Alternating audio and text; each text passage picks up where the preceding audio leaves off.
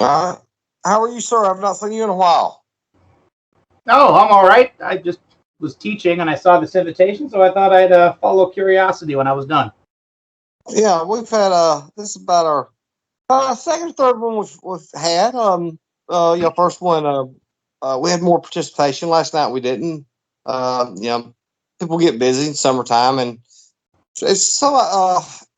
I came up with I want to keep things fresh and stuff, and I started having some of these conversations, and you know, uh, people to debate and keep things friendly and throw around ideas. We Thank had you all one for last night joining about our Gettysburg, next and I think the roundtable other night about how Little Round with Top Pure became an Killer Angels. objective, and I forgot what Everybody, I please help announced us the out one day. by I announced it subscribing, earlier. liking, and sharing. We're Have all to go paying back in there and $1 find where if you're into Facebook was this. at. Thank you for all for viewing and all Give people a few more participating. minutes to. And we hope Usually, some of y'all them look kind of forward to this. come in slow when we're doing it, and Tonight's topic will before be: we get started, did yeah, the Lee y'all, concentrate soon you're enough when Harrison teaching Canada. reported Y'all not to get out for Longstreet summer and on stuff 29 Hmm? June in 1863 Canada? and Y'all get don't his get army out into for position quick enough? Canada and or Yep. for Gilroy. summer and stuff like. Okay, how long are y'all summer Tonight was one vacations? of our best so I'm just far teaching enhancement as courses and far other such as things online in the meantime. battle analysis and Okay, what okay, all right. could have And you taken place. mostly focus on I hope everyone enjoys. history, right?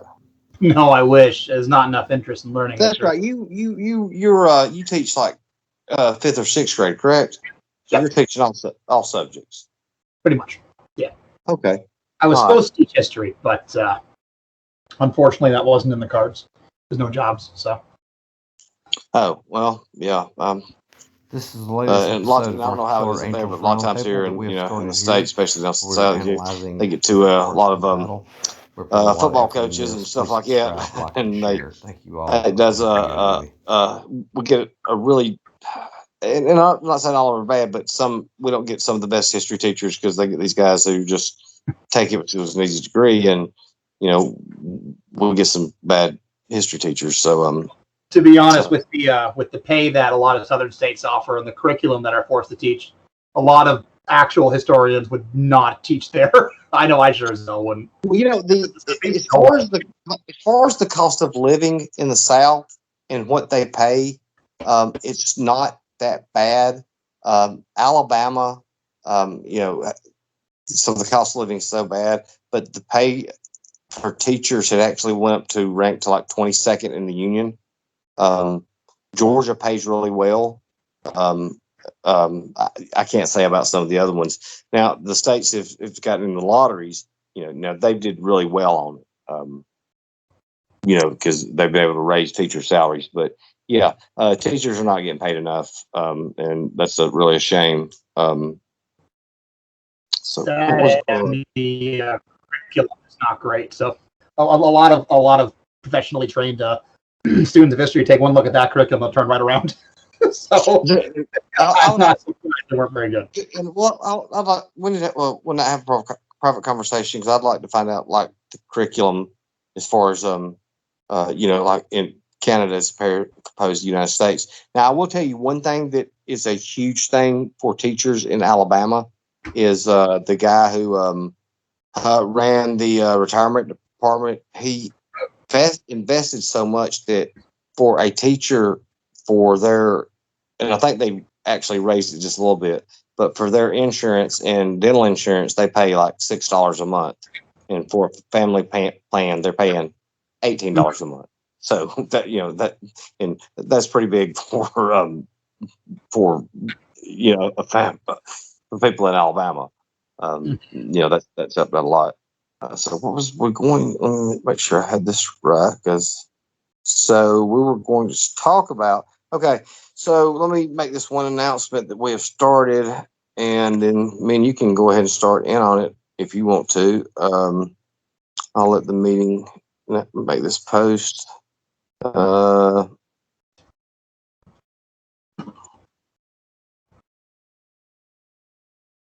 long have you been teaching? Not long, just a couple years. I'm still getting the ropes of it. What I'd like to have you back on for an interview one night because your video did really well. I don't know, how well that video did when you did that. I would like to find out the interest that, or we'll just say that for another time, about the Canadian interest in the American Civil War. Hold on, I just lost that. Make it back here. 29th one. Almost got this posted, and then you'll start. And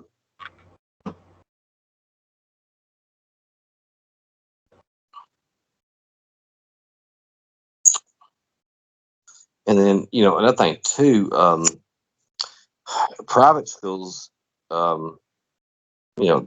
can just basically say what they want down here. Yeah, I teach private and public.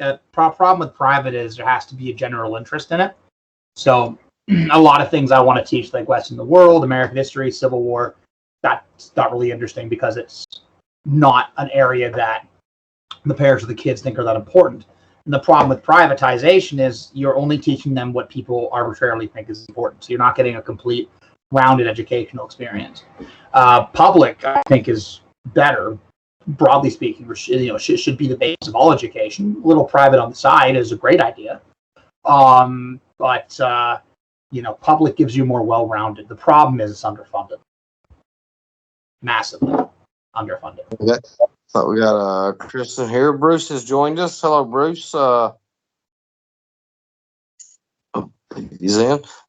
So and you correct me if I'm wrong here. The last meeting that I recall, correspondence between Lee and Stewart was on 23rd June. Is that correct? Repeat that one more time. The last correspondence, if I recall correctly, that Lee had with Stewart was on 23 June. I believe so. Offhand, I'm not going to pretend I know exactly, but that does sound about right. And Lee, I'm trying to remember exactly what Lee's orders were to him at that point, but I think it was still. I'm not going to quote because I've got that somewhere I can look on my iPad. Now, Harrison reported to Longstreet on 29 June. So he reported everything accurately. The Army of the Potomac was on the move. Yep. He reported correctly that Meade had been placed in command of Hooker. I know that Lee did not think highly of scouts, but the man was correct on everything so far. Mm-hmm. Why did Lee not concentrate, not find a place and start to concentrate? He was spread probably 100 miles throughout the countryside. Do you mean why was he not concentrated before finding this news? No. I understand why he was not concentrating at first. When he received the orders or received the reports from Harrison, and Harrison said, "I've got the army." He told him where they was at. They was en route. And when you look at where Lee's army was at, Gordon was at Wrightsville, 42 miles away. Ewell was about to enter Harrisburg. There was what other city Early was about to enter? Longstreet had to come from down the Chambersburg Pike Road. It looks to me like that from just the maps that I've looked at of Gettysburg, and I've looked at hundreds of them. He should have been going hell for leather to that road network. Why, when he received those orders, did he not immediately start concentrating into that direction? Oh, well, he did start concentrating, but he concentrated at Gettysburg. No, what I'm saying is, why did he not move? He was not moving.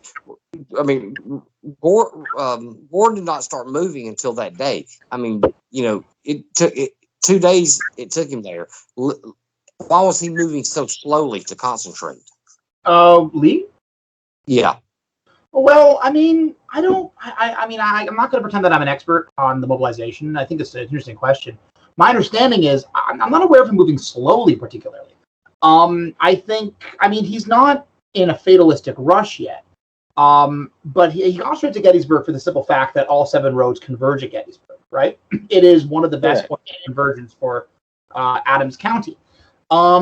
But he doesn't want to fight until everyone's there, which makes sense, right? But you have to remember his words were avoid bringing on a general engagement. But remember that Lee's, I mean, this is tricky.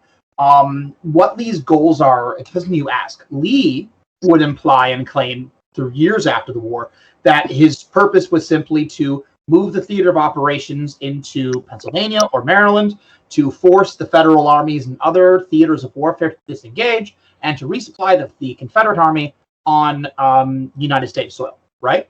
But in private correspondence to Davis, in private correspondence to his wife, he says, and in private conversation with many generals, including General Trimble, he says, we will find the federal army, we will strike it in detail, crushing it corps by corps as they move up to stop us, and then we will propose peace. So his plan seems to be much more ambitious, right? And on that basis, it would make sense he would start to concentrate at a position where he expects to meet federal resistance, right? Or where he can at least concentrate his forces to fight the Federals. So Gettysburg makes sense because Gettysburg is close by. If he tries to move for Harrisburg, which I think was one of his goals, to capture or destroy Harrisburg, he risks the Federals catching him while his army's still strung out. Gettysburg is the closest point of concentration. So go to Gettysburg. Right? That's my understanding of it.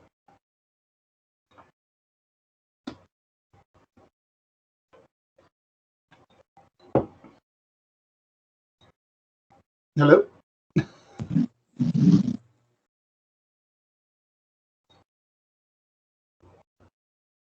There we go. There we go. Okay, where we? Oh, there we are. There we are. We're Chris. Chris, you still here with me? Yep. Okay, I'm sorry. Let's see here. Hold on one second. I got Larry in the wrong room. Let me invite him here. Now, you said Lee's orders were to resupply the army, correct? Oh, sort of. Lee wasn't. It wasn't strictly on orders. Like Lee proposed the invasion, and the war cabinet approves it.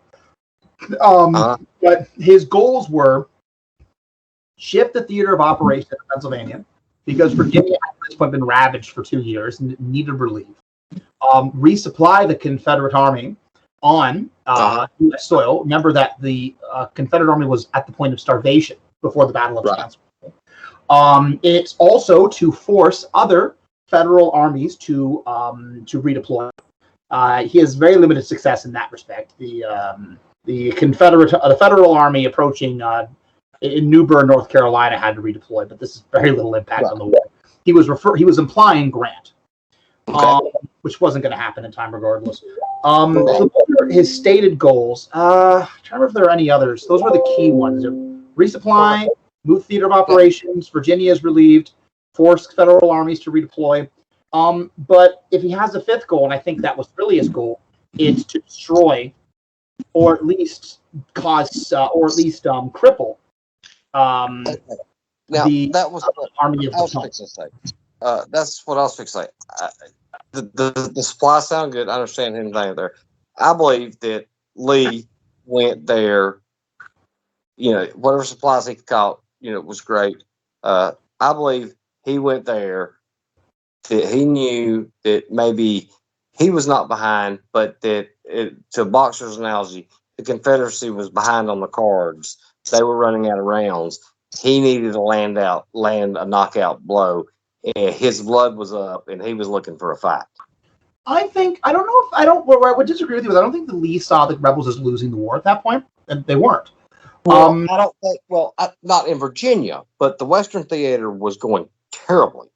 It was. Lee wasn't. I mean, Lee is a department commander, so Lee's perspective is my department's the only one that matters. Okay, so I understand what you're saying. Lee was a Virginian. He was only worried about Virginia. Virginia was not losing. That's your statement.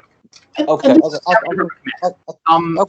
Department commanders failed to consider other departments, but let's set Grant apart. As a general, he could consider all departmental movements, not just his own. But with Lee understands that losing in the West, he has a very parochial view to it. My understanding of Lee, the way I break him down is so, and this comes a lot from Stephen Woodworth and a few other authors, but there's two strategic approaches the Confederacy could have adopted to try to win the war. We could call these theoretical grand strategies. They never adopted either.